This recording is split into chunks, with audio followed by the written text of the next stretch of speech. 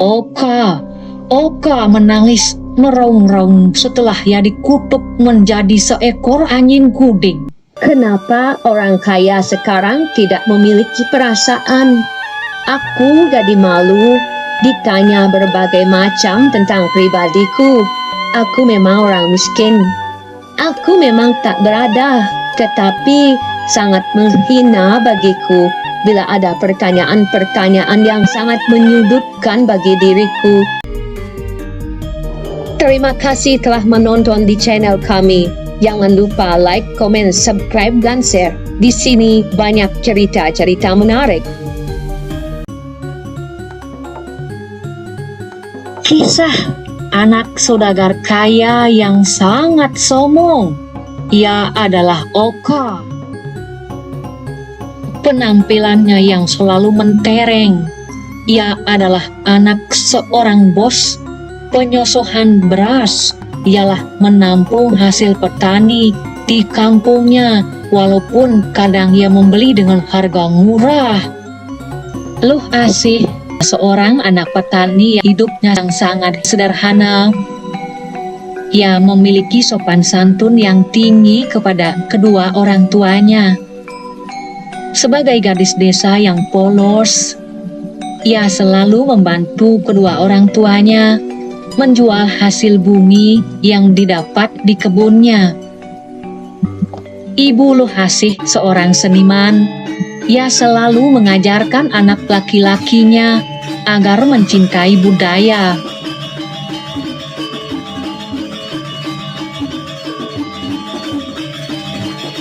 Keluarga Luh Asih memang bukan orang kaya, tetapi ia selalu menjaga adab dan sopan santun dalam pergaulan di masyarakat, termasuk mencintai budaya lokal.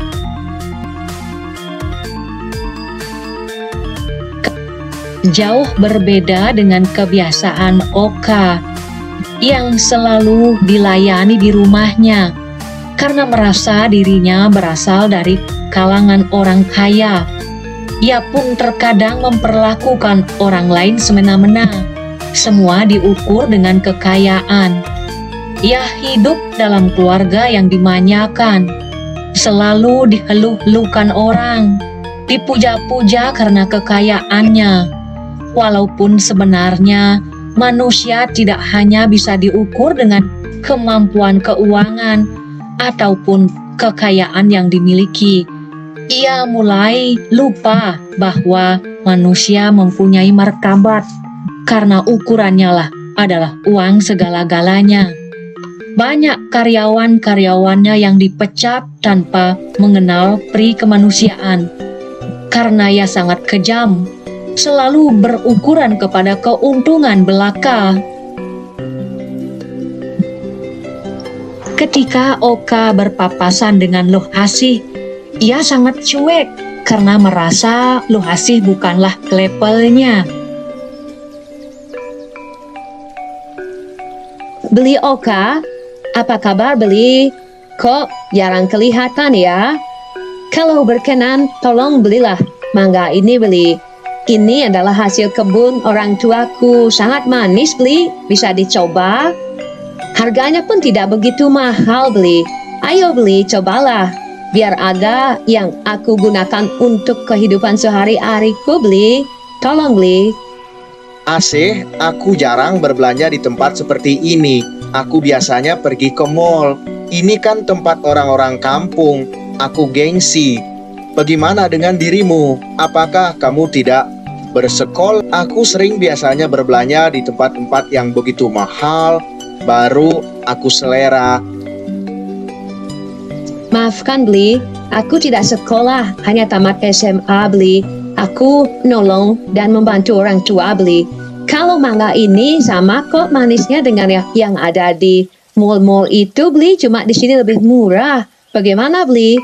Apakah Beli mau untuk membelinya? Maafkan untuk hari ini belum ya Asih.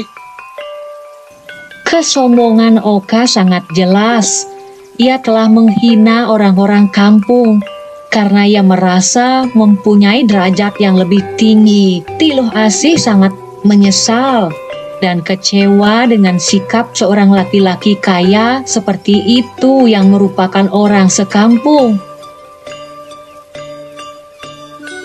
Kenapa orang kaya sekarang tidak memiliki perasaan? Aku jadi malu ditanya berbagai macam tentang pribadiku. Aku memang orang miskin. Aku memang tak berada, tetapi sangat menghina bagiku bila ada pertanyaan-pertanyaan yang sangat menyudutkan bagi diriku, dan terlebih ia adalah orang di sini. Di kesempatan lain, ia pun bertemu seorang nenek. Wah, Pak Oka, anaknya Juragan. Ayo mampir ke rumah nenek sebentar ya. Mungkin sekedar minum kopi nenek punya. Wah, kamu memang orang hebat, nak. Iya, Nek, terima kasih. Pasti nenek ada maunya. Kalau tidak demikian, tidak mungkin nenek memanggil saya. Kalau saya bergaul dengan orang-orang miskin, tentu saya pun akan menjadi orang miskin, Nek. Saya punya komunitas tersendiri. Terkenal, Oka memang orang yang memilih-milih teman. Ia hanya mau bergaul dengan teman yang memang levelnya. Suatu saat, ia melakukan kemah bersama dengan teman-temannya. Padahal, tempat itu sebenarnya adalah tempat angker yang banyak dikatakan ada makhluk halus, jin, dan lain sebagainya. Oka memang orang sombong karena membatasi diri bergaul dengan orang-orang yang tidak mampu. Tempat perkemahannya pun elit di sebuah hutan yang angker dan banyak pohonnya. Tiba-tiba muncul seorang tua pengemis di bawah sebuah pohon. Ia pun mohon bantuan Oka. Tolonglah aku, nak. Tolonglah. Sudah dari 3 hari ini aku tidak makan. Apapun yang kau punya, nak. Air atau sesuap nasi saja, nak. Kering mulutku, nak. Hai tua bangka, kenapa kau tidak mati saja? Aku punya orang tua di rumah tidak seperti dirimu, menjadi beban orang muda saja. Sangat kasar sekali anak muda ini kepada orang tua. Mungkin ia belum merasakan bagaimana sulitnya menjadi orang miskin. Ia tidak tahu bahwa roda berputar. Kadang-kadang yang miskin bisa menjadi kaya, yang kaya pun bisa menjadi miskin. Rupanya Oka tak menyadari bahwa orang tua itu bukanlah orang tua sembarangan. Ia adalah penghuni daripada hutan ini. Hai anak muda, janganlah kau sombong anak muda, karena hidup ini bagaikan roda, bisa di atas, bisa di bawah, dan kukutuk dirimu karena kesombonganmu.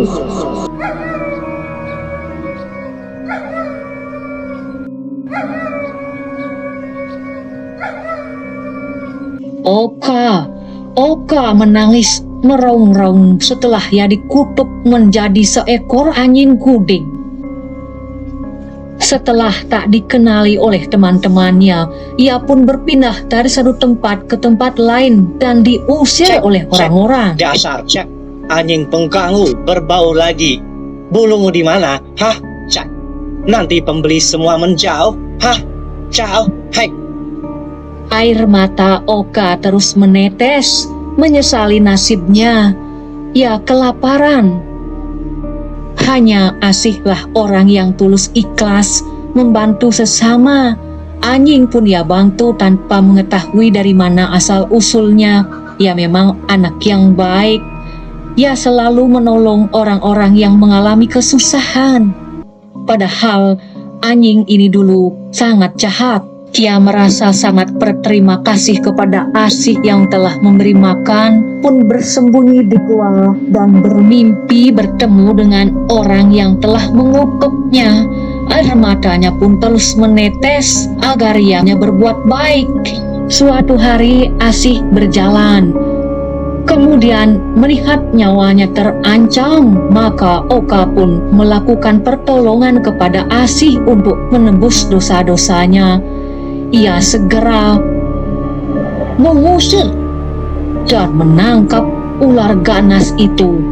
Akhirnya ular ganas itu pun bisa ditaklukkan dan Asih selamat dari gigitan ular. Kini Oka telah berubah. Ia sekarang bisa berbuat baik dan berguna bagi orang lain. Ia telah menyelamatkan jiwa Asih. Sesaat kemudian, terjadilah suatu keanehan. Bulunya terasa tebal dan memutih. Entah apa yang akan terjadi. Tiba-tiba merasa putih, merasa bersih dunia ini. Akhirnya ia pun kembali berubah wujud menjadi manusia, yaitu Oka yang dulunya ganteng kembali seperti dulu. Dan ia pun bertemu dan berterima kasih dengan Asih.